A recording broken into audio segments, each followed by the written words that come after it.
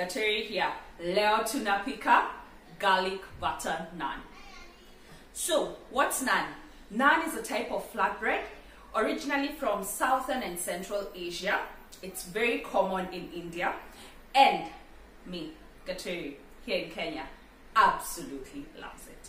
So, naan is traditionally cooked in a tandoor.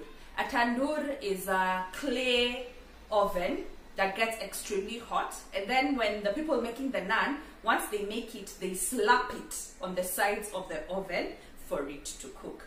But now, I don't have a tandoor, and most likely you also don't have one. So I'm going to show you how to make naan on the stove top using a tawa. The same heavy bottom pan that you use to cook your chapatis, that's the one I'm talking about. So I just want to get a few things out of the way. I know I'll get questions whether one should substitute the yeast instead of yeast using baking powder, and I'm here to tell you no.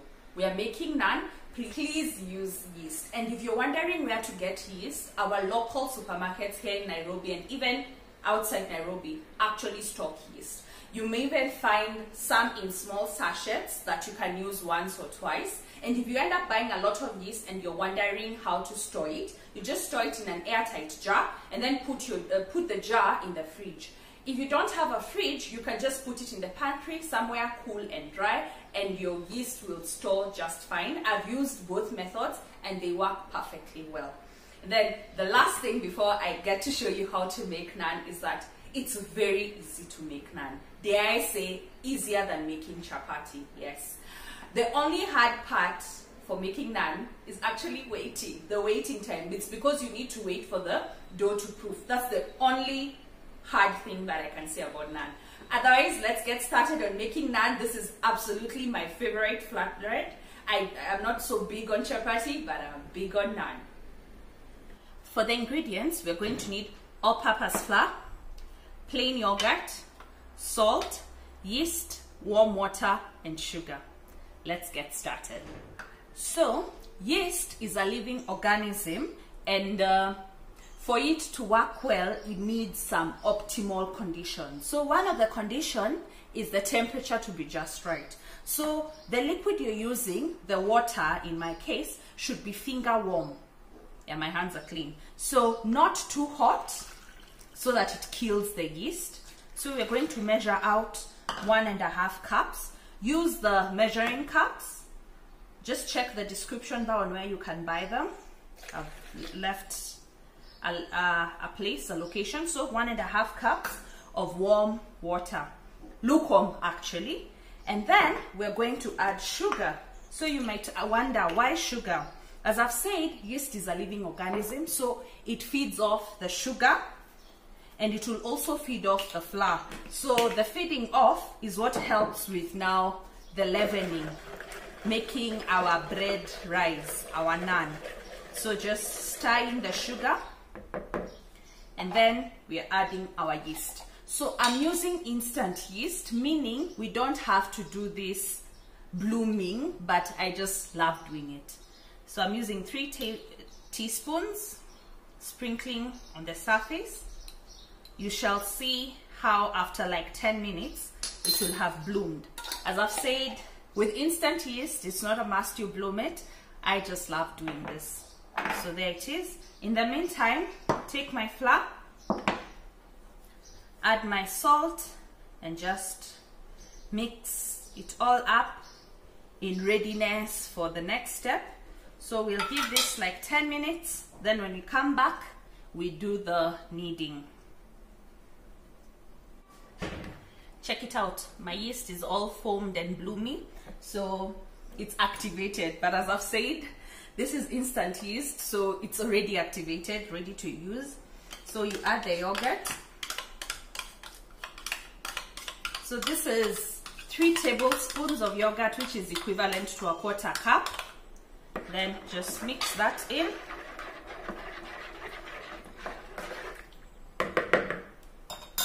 Then I'm going to switch to my wooden spoon, mwiko, and then gradually add the flour while mixing. So this is just a simple way of how I make naan. You can add a tablespoon of oil to this mixture if you'd like.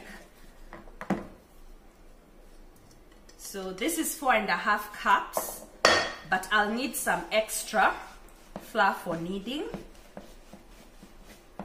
So the mwiko is just to get this show on the road, and then I'll rely on my hands. So once it looks shaggy, a shaggy mess, we'll lightly flour our surface, just lightly, then dump out the dough. So just scraping off from the bowl, and then the real action begins. If you have a mixer that has a dough attachment, you can do this with that. Personally, I don't mind kneading dough. I find it very therapeutic. So this is my exercise for the day. So using the heel of your palm, try and bring the dough together and knead. Try as much not to add extra flour unless extremely necessary. So just first forming everything together and working it out. So it's still sticky, but it's workable. And then I recently started, instead of kneading with flour, I put some little oil. And that's what I'm going to do just now. Just a little oil to help with the kneading so that it doesn't stick. And then we'll knead. So we'll do this for about 7 to 10 minutes. I know that's a lot, but this is where you work that gluten. You exercise your biceps. You see, the oil is helping. And as you continue to knead, the dough becomes softer, comes together, and it's less sticky. So yes.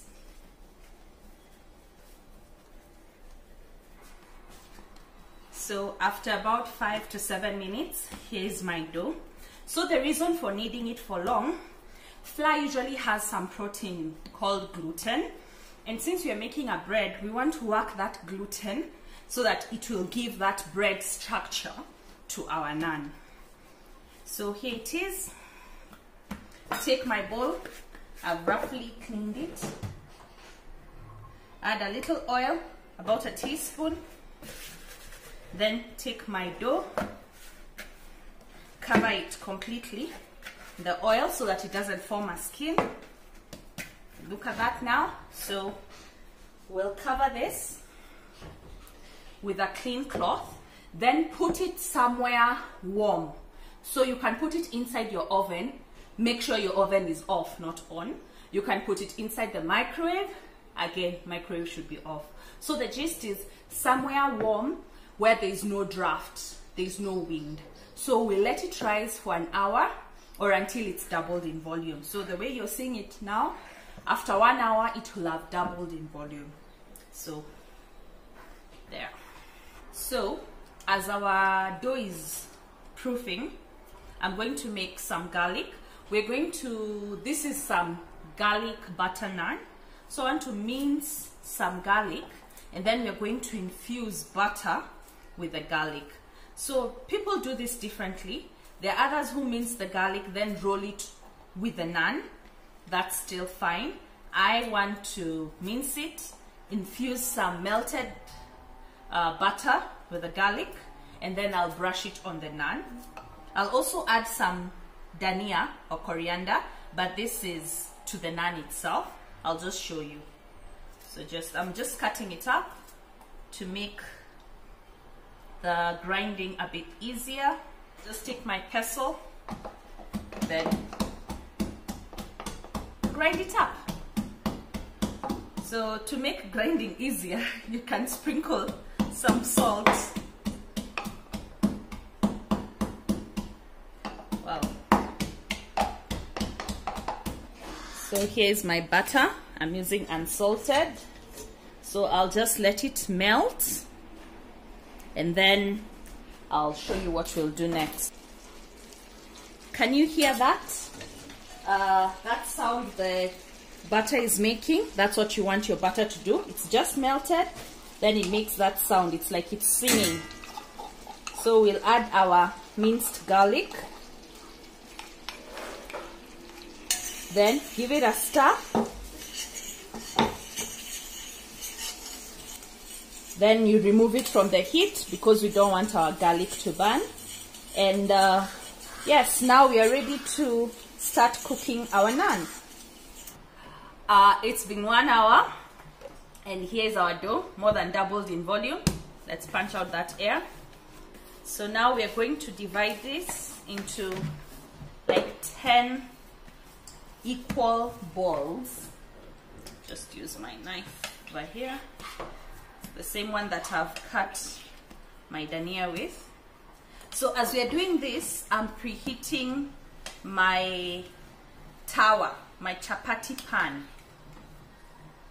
You want it to be very hot. Actually, this will be more than 10. Let's see.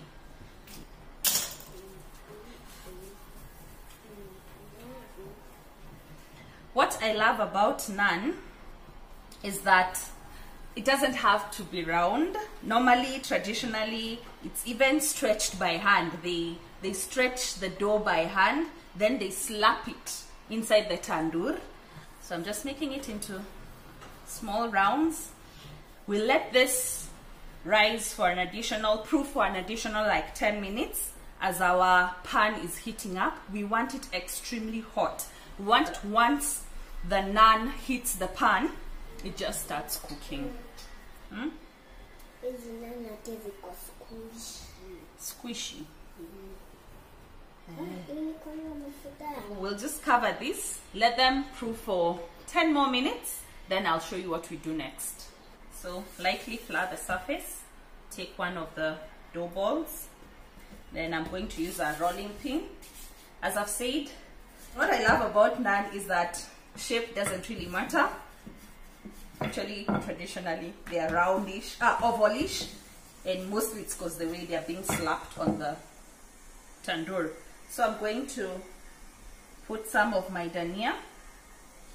Here, there are others who do minced garlic. They add some garlic. Since I've made some garlic oil, or rather garlic butter, there's no need. So I'm going to place this on my hot tawa. So I'm going to place this here.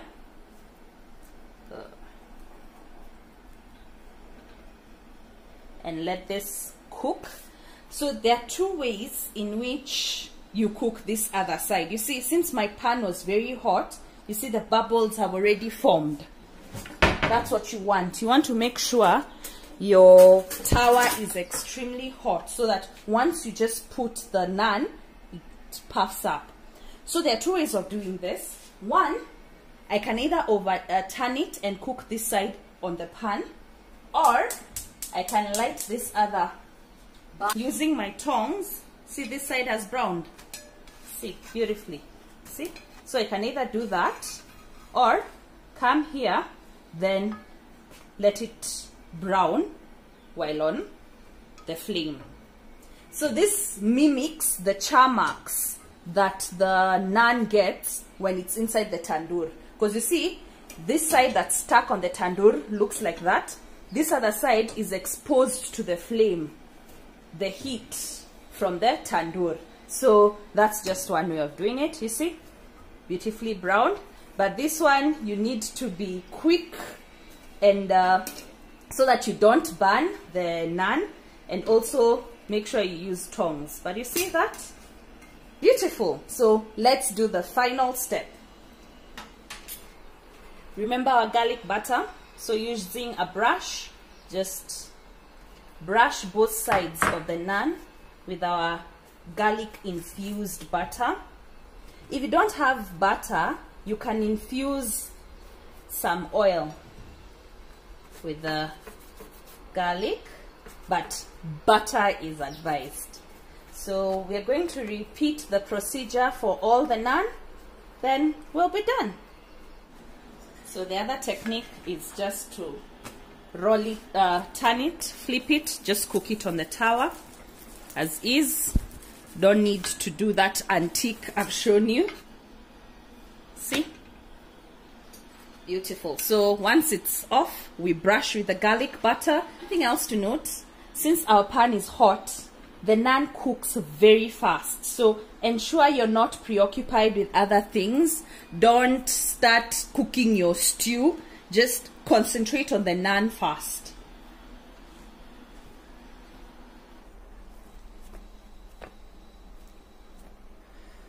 And that's how you make naan. Didn't I tell you it was easy? Pretty easy. And I've made 16, but depending on the size you want, you see like mine, they're pretty small. If you want bigger ones, you can just divide the dough like into 10 pieces for much bigger naan. But otherwise, let's give this a taste. Unfortunately, my curry is not yet cooked, but naan is good on its own like this. So it should tear very beautifully, you see? It should be soft and chewy because it's a type of bread. Oh my goodness. This is so good. So I'm imagining dipping it in a nice thick curry. Heaven.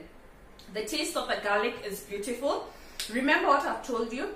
Once you put the garlic and stir, just remove it from the heat. You don't want it to burn, lest your butter becomes bitter.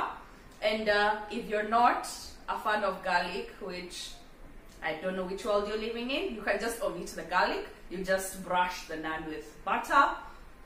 As you've seen, I added dhania on mine. You can also do methi leaves, so yeah, for methi naan. Otherwise, thank you so much for watching. I sure do hope you try this recipe. It's absolutely amazing. For the quantities, I've left the link in the description bar to my blog, leotunapika.com. Otherwise, if you haven't subscribed, please do subscribe. Don't forget to give this video a thumbs up. And from me, Gatweri, kwaheri.